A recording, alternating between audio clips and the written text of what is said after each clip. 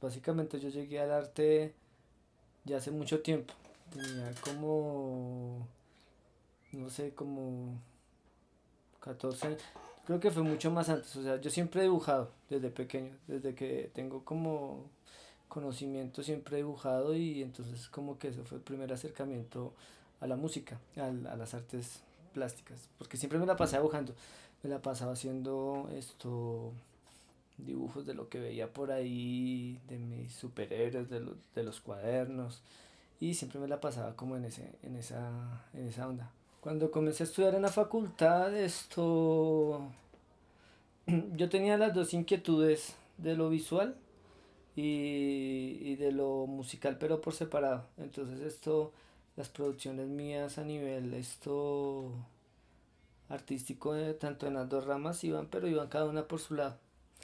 Eh, Como que la música comencé a explorar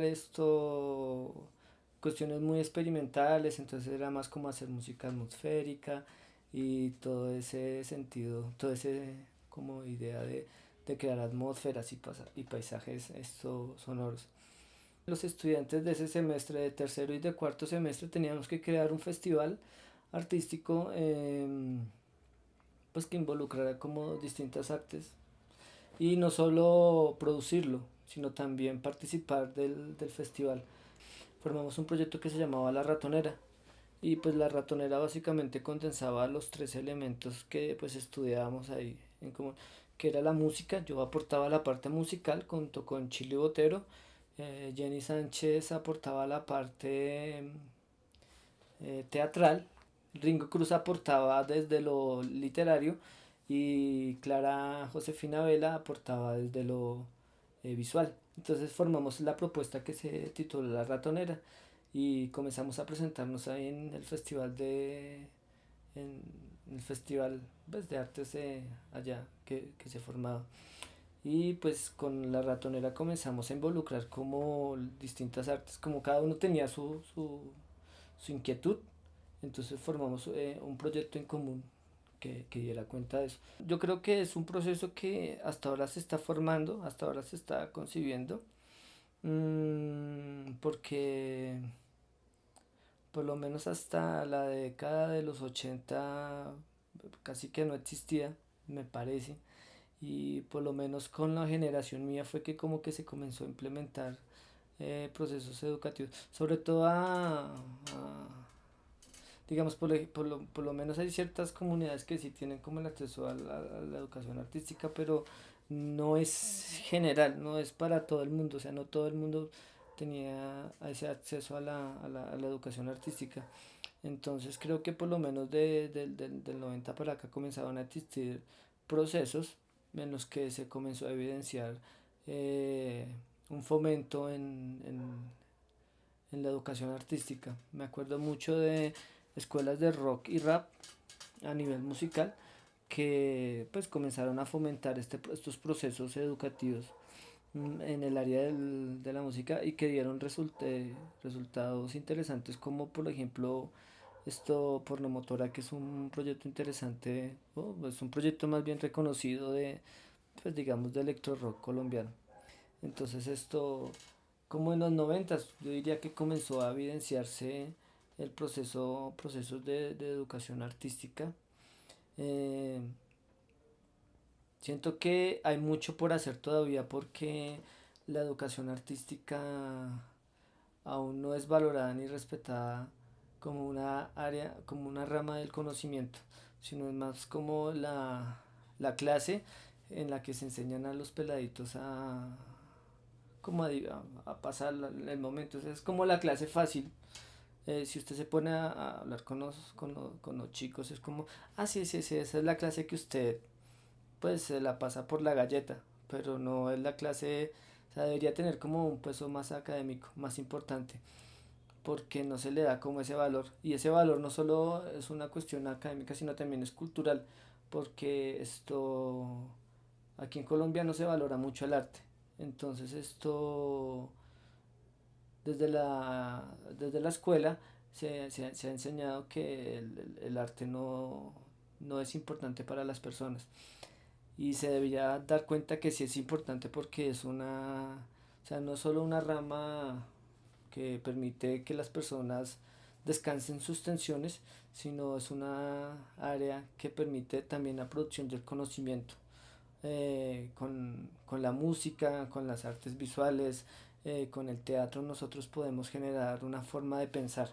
O sea, no solo es escribiendo teorías eh, y no es solo lo escrito, sino o sea, el cuerpo, la voz, los dibujos, todo eso tiene un lenguaje, son lenguajes de hecho, y estos lenguajes comunican, dan ideas. En Colombia por lo menos se patrocina la educación artística, no porque usted pueda llegar a generar un pensamiento propio y autónomo a partir del arte, sino porque es una forma para que los chinos no se vuelvan drogadictos o para que no se metan a la guerrilla o para que no se metan a los paracos. Entonces es más una forma de recuperación social, que no está mal, pero no es la única. Pero entonces el arte se ha explotado, o por lo menos la educación artística se ha explotado desde ahí. Y pasa eso, que eso entonces solo se fomentan proyectos si tienen como ese componente. Cuando comencé a producir y ya digamos que a tener una producción, digamos, clasificada, el primer trabajo que yo saqué con la ratonera se llamaba Ángeles Chirreteados. Y Ángeles Chirreteados fue una vaina que fue grabada con micrófono de computador y con instrumentos, con este teclado. Y este teclado pues es un teclado de juguete. O sea, no está mal experimentar con eso. Sí. De hecho, eso le da unas texturas interesantes. Pero en su momento lo hacíamos era porque no había otro recurso instrumental. Entonces eso como que le dio una calidad, pues yo no diría mala, yo diría más bien distinta. Entonces como que son procesos y yo lo veía así, como que en este primer momento trabajaba con instrumentos de juguete, ya después pasé como a la parte de la computadora y comenzaba a trabajar con muestras digitales y ya ahorita por ejemplo ya no me gusta trabajar tanto con muestras digitales sino con las propias cosas que yo grabo. Las bandas como que emergieron de todos lados y entonces hay muchos proyectos musicales y todos también con una calidad interesante. Eh, entonces por ese lado yo veo que hay mucha competencia. Por otro lado, el asunto de las industrias culturales en Colombia le falta mucho. Yo creo que no es imposible, pero le falta todavía mayor desarrollo. Las industrias culturales colombianas aún son muy pobres y favorecen a cuestiones económicas, favorecen a cuestiones hasta políticas, incluso uno podría hablar, favorecen también a cuestiones sociales. Entonces las industrias culturales, o por lo menos emerger, nosotros es más una cuestión es un acto de fe. O sea, es más porque, porque si bien hay veces, muchas veces pasa que los músicos tienen como la intención de querer mover sus productos, sus músicas, existe también toda una industria eh, que le impone a la persona que se debe escuchar. Entonces, esas imposiciones, esas mega industrias culturales opacan a veces a otros productos, a otras personas que tienen como proyectos artísticos y eso hace que como que sea difícil emerger. Pero eso no es imposible porque pues ellos podrán tener todo el control, podrán tener todos los medios, podrán tener todo el dinero y los recursos para pintar a sus artistas bonitos y todo eso, pero no hace o sea, no nos niegan las manos, no nos amarran las manos y eso permite que, pues listo, puedo tener 5 o 6 centavos, pero tengo la libertad de poderme mover entre un circuito de gente. Y yo sé que ese circuito de gente pues me va a escuchar y de esos dos o tres personas que me van a escuchar, muy probablemente esa persona pueda compartir eso que yo hago con otra persona y así eso va creciendo. Entonces en ese sentido creo que es un acto de fe. Sí, es difícil porque pues sí, infortunadamente no existe como el apoyo de la industria por parte del Estado ni por parte de, o incluso hasta las mismas personas como que prefieren consumir esas cosas fáciles que ofrece la televisión, que ofrecen los medios establecidos, que son como productos que son de fácil consumo. En el 2012, pues hasta el 2012 yo dejé el proyecto de la ratonera. Porque lo que era lo que yo le decía, básicamente hacíamos performance en vivo, que tocábamos, hacíamos música, hacíamos escénicas, hacíamos pintura y de todo en vivo. Entonces era como un performance en escena apoyado de música y apoyado de visuales, muy estridente si se le puede decir. Después de que se acabó eso, yo formé un proyecto que se llamaba Delirio Mus. Y pues básicamente Delirio Mus, yo extraje cuestiones sonoras, porque es como el fuerte mío, pero aplicadas hacia lo audiovisual. Entonces comencé a trabajar más es en pro de construir atmósferas y sonidos que, que creen como imágenes, como espacios, pero desde el sonido. Entonces comencé a trabajar ese tipo de sonidos como con texturas, como creando paisajes. Entonces lo que yo hago es esto, voy a la calle, voy a cualquier espacio y comienzo a grabar lo que encuentro.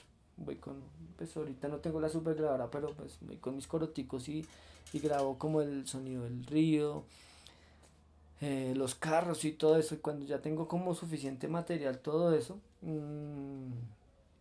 vengo aquí al estudio, al computador y todo eso, y proceso todos esos sonidos y los convierto como si fuera un instrumento musical. Y a partir de ese instrumento musical comienzo a crear canciones y estas canciones básicamente hablan sobre, pues esas sí son más experiencias personales mías como estados de ánimo, lo que me pasa, lo que siento, percepciones que a veces tengo de lo social. Por ejemplo, así fue creado el primer disco de Delirio Mus, que se llama Diarios de Fesbonauta.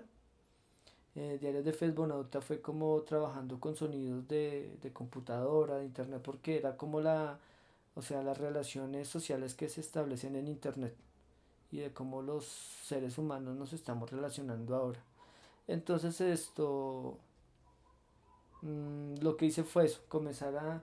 Ese es un álbum hasta muy digital porque lo que hice fue básicamente todo el álbum fue bajar sonidos de la computadora, con bancos de sonidos, eh, todo lo que encontraba en la red, todo lo digital, lo bajaba, hacía mis instrumentos, mis presets, mi banco de sonidos, mi instrumento, y a partir de eso comenzaba a montar todo eso. Y ahí creé ese primer álbum que se llama Diarios de Fesbonauta.